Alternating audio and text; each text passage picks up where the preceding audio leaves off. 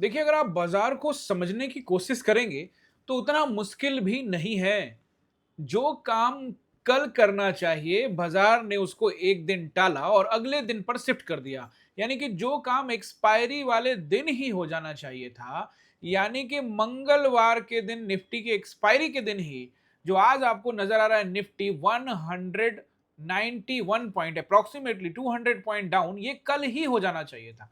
लेकिन कल एक्सपायरी थी और एक्सपायरी में किसी का पोजीशन होता है और वो पोजीशंस को बचाने के लिए पूरा अपना दम लगा देते हैं और अगले दिन फिर उनको कोई मतलब नहीं है, नया कॉन्ट्रैक्ट उन लोगों का एसएल हिट हो गया, लोग चले गए और फिर एक नया दिन शुरुआत होती है। तो ऐसे में आपको समझना पड़ेगा कि एज एन ऑप्शन बायर इसी मार्केट में इनके सभी चाल को समझते हुए, यानी कि ये जो पैंतरे अपनाते हैं, चाल अपनाते हैं, एज एन ऑप्शन बायर आपको सेलर्स के सारे चाल, पैंतरे, साजिश, वॉटेवर जो भी आप कहेंगे, उसको आपको भेदना पड़ेगा और फिर उसके बाद इस मार्केट से आपको पैसा मिलेगा। नहीं तो आप ट्रैप हो सकते हैं। कल मैंने आपको, यानी कि परसों के वीडियो में मैंने आपको बताया था कल के बारे में, एक्सपायरी के बारे में, कि ये रेंज में करेगा और फिर एक्सपायरी खत्म। और कल मैंने आपको ये उम्मीद जताई थी कि मार्केट आपको नीचे आता हुआ नजर आ सकता है, बैंक निफ्टी भी नीचे आता हुआ नजर आ सकता है और मेजर कंपोनेंट भी नीचे आते हुए नजर आ सकते हैं। और आपने देखा कि अगले दिन भी वही हुआ। तो अब क्या बात हो गई कि बात यह हो गई कि अगर आपने एनालाइज किया प्रॉपर तरीके से, तो बस उस पर कॉन्फिडेंस के साथ में ट्रस्ट कर लो और एग्जीक्यूट करो ट्रेड को। डरने की कोई आवश्यकता नहीं है, क्योंकि देखो ट्रेड में जाओगे तो 100% कंफर्मेशन किसी भी ट्रेड में नहीं है कि इसमें लॉस नहीं होगा। बस आपको एग्जीक्यूट करना है और एग्जीक्यूट करने से पहले what ever you analyse, just trust your analyse and go ahead. Don't think about कि भैया ये हो जाएगा, यानी कि नेगेटिविटी मन में लाने का नहीं है। Definitely you have a plan, आपके पास अगर प्लान नहीं है तो फिर दिक्कत होगा। यानी कि अगर मार्केट उल्टा चल पड़ा तो आप कैसे निकलोगे, ये सब चीजों के बारे में समझना, या कहां तक जाएगा तो मुझे बुक करना है। These are the important point जो अक्सर मैं आपको YouTube पर बताते रहता हूं अपने चैनल के माध्यम से। तो दोस्तों, आप अभी तक हमारे चैनल को सब्सक्राइब नहीं किए हो, नए हो और बारीक से स्टॉक मार्केट को समझना चाहते हो बिल्कुल आसान भाषा में, तो बिल्कुल सही जगह, सही ठिकाने, सही पते पर आ चुके हो। जल्दी से करो सब्सक्राइब और साथ में बेल आइकन जरूर प्रेस कर दीजिएगा। दोस्तों नमस्कार, सेना स्टॉक्स के एक और लर्निंग वीडियो में आप सभी का बहुत बहुत स्वागत है। आज के इस वीडियो में हम लोग निफ्टी, बैंक निफ्टी और सेंसेक्स को भी देखने वाले हैं। सेंसेक्स की एक्सपायरी है तो उसके भी डिटेल हम लोग यहाँ पे समझने वाले हैं कि क्या रहेंगे numbers, and definitely the major stocks as well. Major stocks को भी देखेंगे। और आपने आसान भाषा में मैंने आपको समझाया ना कि देखिए किस तरह से मार्केट जो है, ये कैंडल कल दे सकता था ना, बिल्कुल, क्योंकि बेचना था, कल ही बेच सकता था। लेकिन नहीं भैया, उनका पोजीशन है भाई, वो कैसे छोड़ेंगे, वो 24,100 को नहीं छोड़ने वाले। कहे भाई मैंने अपना पोजीशन ऊपर नीचे बनाया हुआ है, हम दोनों तरफ से पैक कर देंगे, इसके प्रीमियम भी जीरो, इसके नीचे के प्रीमियम भी जीरो, सारे के सारे प्रीमियम जीरो करेंगे।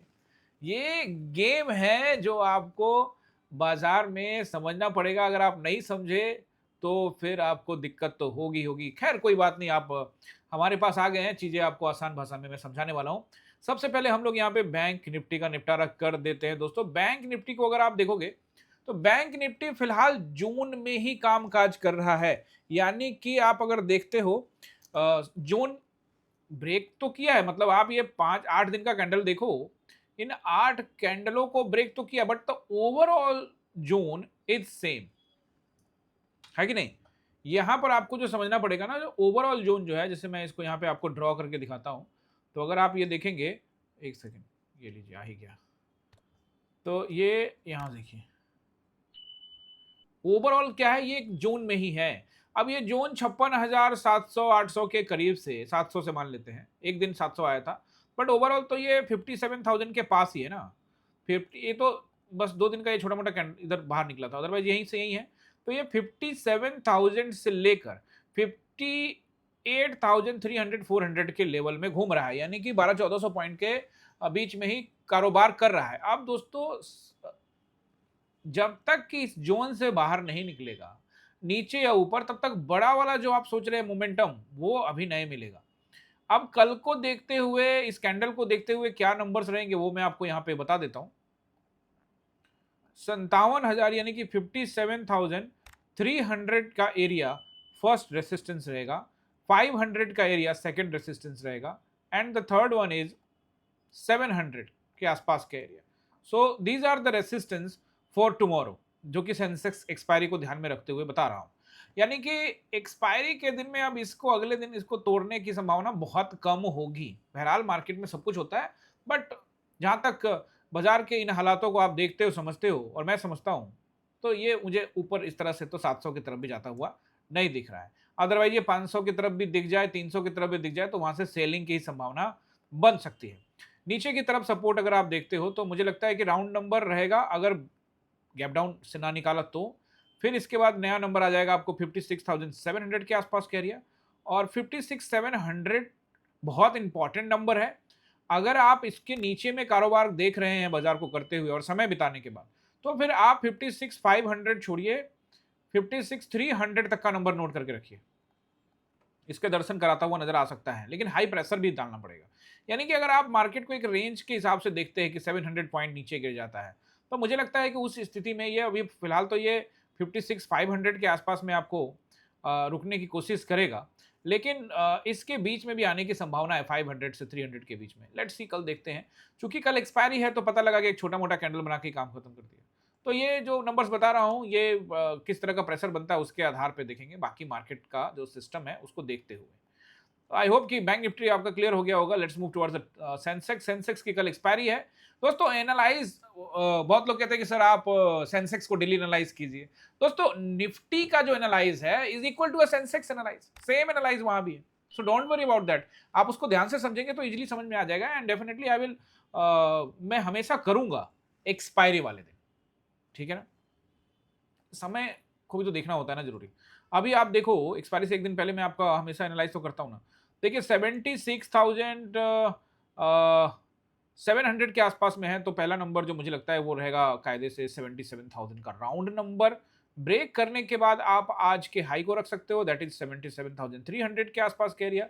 इसको आप 350 तक रख सकते हो, और मुझे इसके ऊपर तत्काल में संभावना नजर नहीं आता, लेकिन मान लेते हैं ये हो गया वो हो गया, तो फिर 500 के आसपास यानी कि 77, हालांकि इसकी संभावना ना के बराबर है। नीचे की तरफ देखते हैं तो 76,300 के आसपास का एरिया। उससे पहले एक और नंबर है 76,500 के आसपास का एरिया, उसको ब्रेक करता है 76,300, एंड उसके बाद 76,000 का राउंड नंबर। दोस्तों 76,000 का राउंड नंबर तक ये बाजार डिजर्व करता है। अब ये कल करे परसों करे, बट ये chances very high.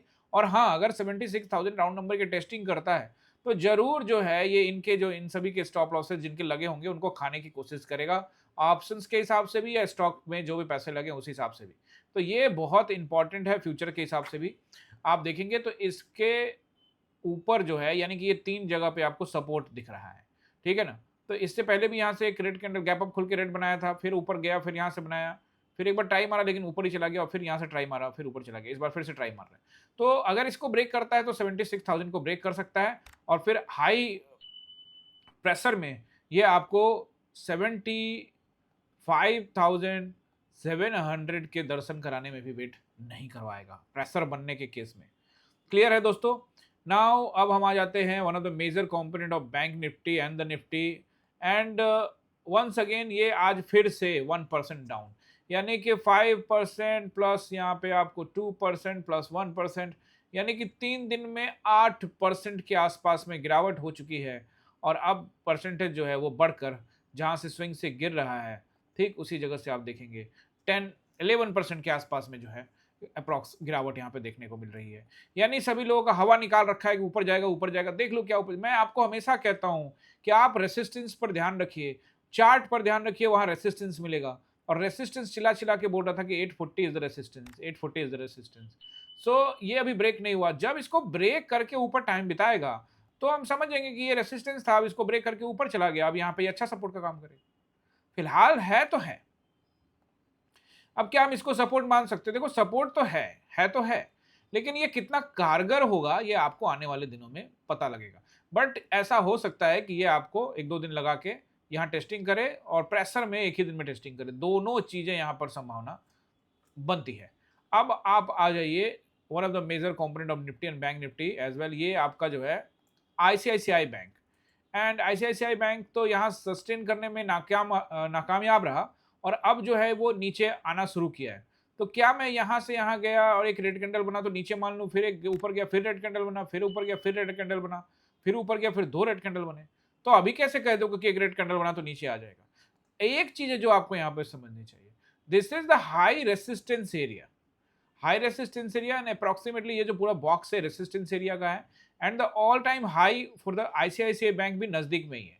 So this is the resistance area, उसको ध्यान में रखते हुए हम यहाँ पर समझ सकते हैं कि यहाँ से प्रेशर पड़ता है तो एक्सेप्टेबल होगा।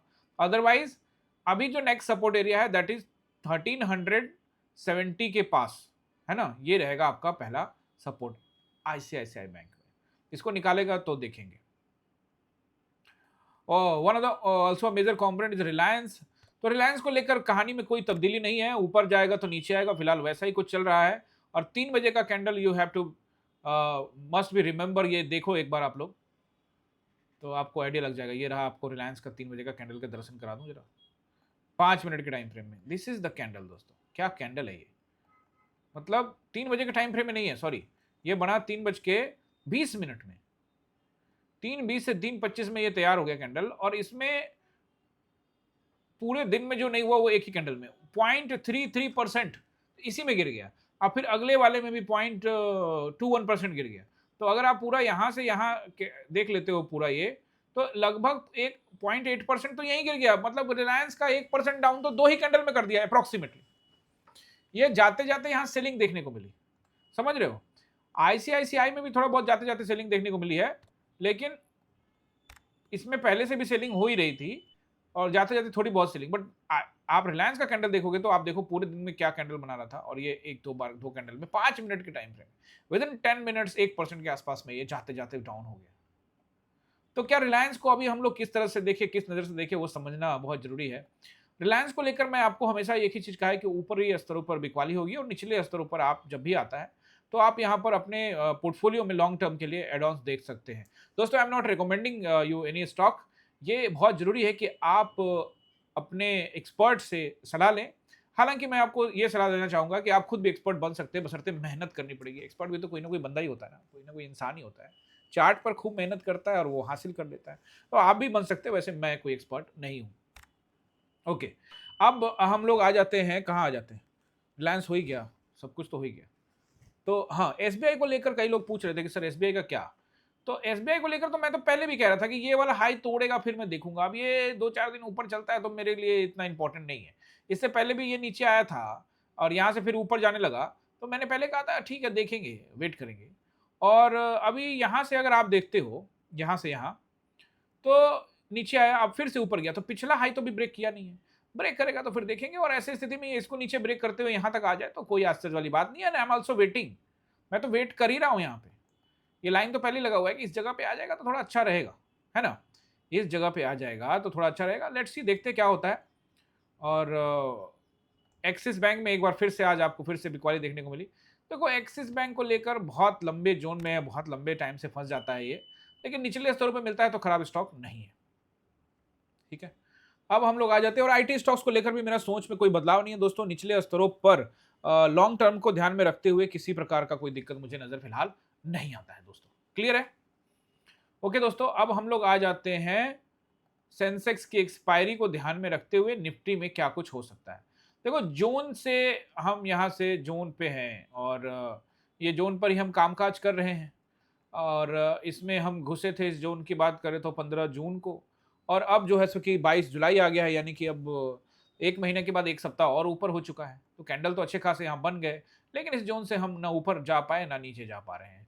लेट्स सी, देखते हैं क्या होगा। बड़ा इंपॉर्टेंट रहेगा। पहला रेसिस्टेंस जो है वो आपको नोट करना चाहिए, एंड दैट इज 23,900 पर है, तो हम रखेंगे पहला रेसिस्टेंस 24,000 का round number. This is the logical round number, so that's why मैंने ये नंबर दिया 24,060, यानी कि 24,060 is the next resistance area, first one, and this is the second one, and the most important resistance area is 24,100 to 160. इसके between में the numbers are coming, that is 108, 133 and 160 as well. ये तीनों number जो हैं, इस पर कहीं भी आपको रुकता हुआ नजर आए तो एक्सेप्टेबल है। These are the resistance area। यहाँ से अगर सेलिंग होती है तो बिल्कुल एक्सेप्टेबल है और वहां पे सेलिंग की जा सकती है। वैसे प्राइस एक्शन को देखेंगे उसके बाद। ओके, क्लियर है ये। अभी हम लोग ये रहा उसके ऊपर 160 से ऊपर मुझे तो नजर नहीं आता है। अब एज देना चाहते हो तो 24,227 से लेके 260 तक आप दे सकते हो, but I am not expecting कि यहां तक जाएगा। कल देखेंगे। और नीचे की तरफ अगर आप देखते हो तो 23,960, 960 इसलिए कि अगर फ्लैट खुलता है तो, and chances are very high कि मार्केट आसपास ही खुले ड्यू टू एक्सपायरी। या तो एक बड़ा गैप डाउन करके काम खत्म होने वाला है इस मार्केट का, यानी कि नीचे, अदरवाइज ये एक छोटा मोटा जोन बना के खत्म करेगा, मतलब साइडवेज टाइप का बना के खत्म करेगा। और नेक्स्ट जो रहेगा वो रहेगा 860 and then 23,800। This is the major and one of the best support of this zone. ये इस जोन को जोन का सबसे बेस्ट सपोर्ट में से एक है। अगर आप इससे लोहा लेना चाहते हो तो भारी भरकम बिकवाली आपको दिखानी पड़ेगी। अगर ऑपरेटर्स भारी भरकम बिकवाली दिखाते कॉल राइटर्स, तो फिर इसकी टेस्टिंग हो सकती है और ब्रेक डाउन भी हो सकता है, इसके नीचे ब्रेक भी कर सकता है और ब्रेक करने के बाद प्रेशर बहुत तेज बढ़ता हुआ नजर आ सकता है। लेकिन एक रेड कैंडल देखकर यू कैन नॉट इमेजिन और थिंक अबाउट कि ये हो जाएगा, बट ठीक है, यहाँ से यहाँ आया है तभी तो यहाँ पहुंच सकता है ना। तो इसके विषय में आप कैंडल स्टिक से समझ जाएंगे, और वैसे मैं आपको टेलीग्राम पर प्रॉपर अपडेट करने वाला हूँ।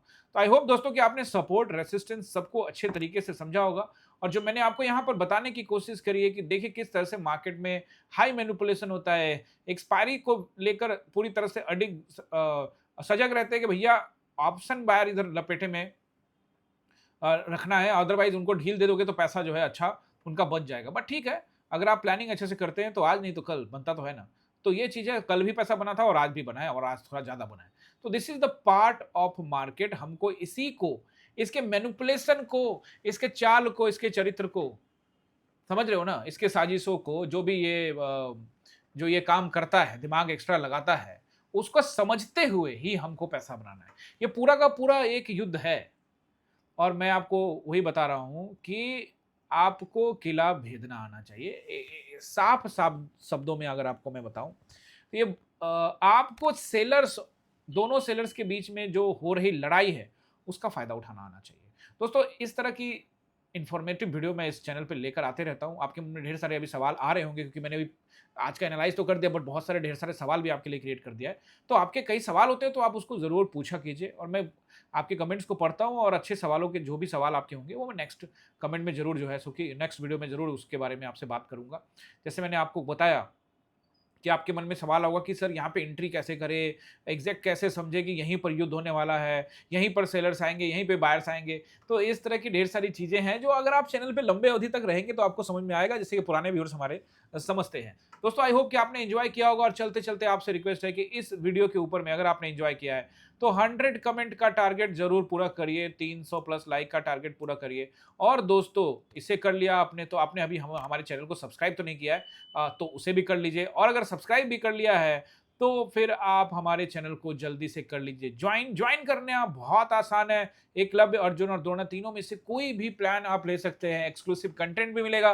सैटरडे संडे की क्लास के लिए भी आप एलिजिबल हो जाएंगे, जो कि ऑनलाइन चलती है 12 बजे से 2 या 3 बजे तक, जहां आपके सारे डाउट्स क्लियर हो जाएंगे। सैटरडे संडे का क्लास वो भी 1 महीना तक आपको मिलेगा, और उस सबसे इंपॉर्टेंट कि आप सिन्हा फाउंडेशन को योगदान दे पाएंगे, क्योंकि सिन्हा फाउंडेशन ने ये इसका